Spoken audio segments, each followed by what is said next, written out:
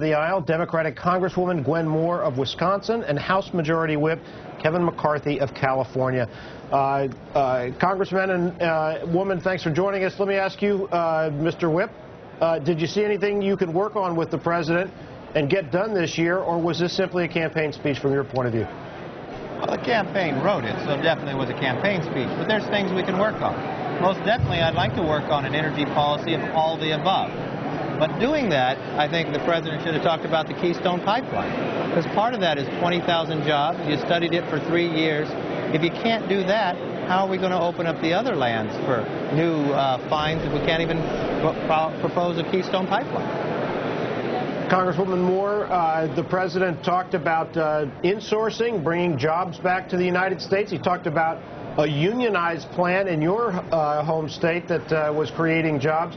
Do you think this is the kind of speech that can fire up the Democratic base, that the president needs to get the enthusiasm to win re-election?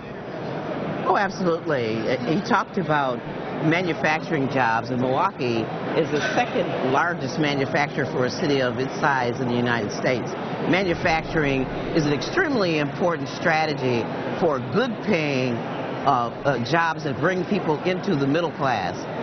And that's what we need, people who can pay taxes with these revenues and really get benefits. You know, we heard some of the Republican response from Governor Daniels, and it's the same old rhetoric.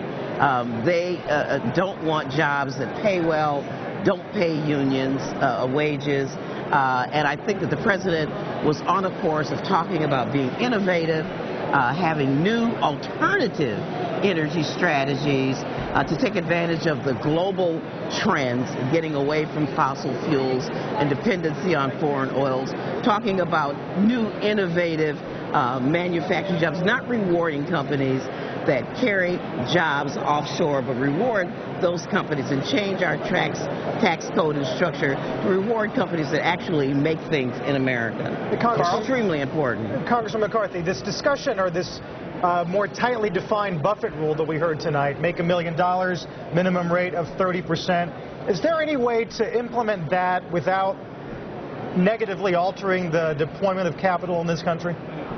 Look, if you're going to punish capital, you're going to get less of it. It's just a natural fact. That's why we raise taxes on cigarettes, because we want people to smoke less of them. What really has to happen, though, for America to compete worldwide, we have to change our entire tax code, and that's what Republicans have proposed. You know, we propose wiping away most of the subsidies you go through. Let us compete on a level playing field with other countries. You know, one of the most difficult things we had, and I wish the president would have talked about today, yes, it's the State of the Union, but it's also the anniversary, 1,000 days, and the Democrat-controlled Senate has never produced a budget. How can you go forward? We could have built 2 Empire State Buildings. We could have, Thomas Jefferson could have written the Declaration of Independence 58 times. There's so much. We could have gone to Mars and back. There's so many things we could have done. But if you can't basically do a budget when you have a $1.5 trillion deficit year over year, how can you plan anything else? Congresswoman, tight on time tonight. I appreciate your time, though. Good to talk to both of you. Thank you very much for this. We'll take a quick break. The Fed gearing up.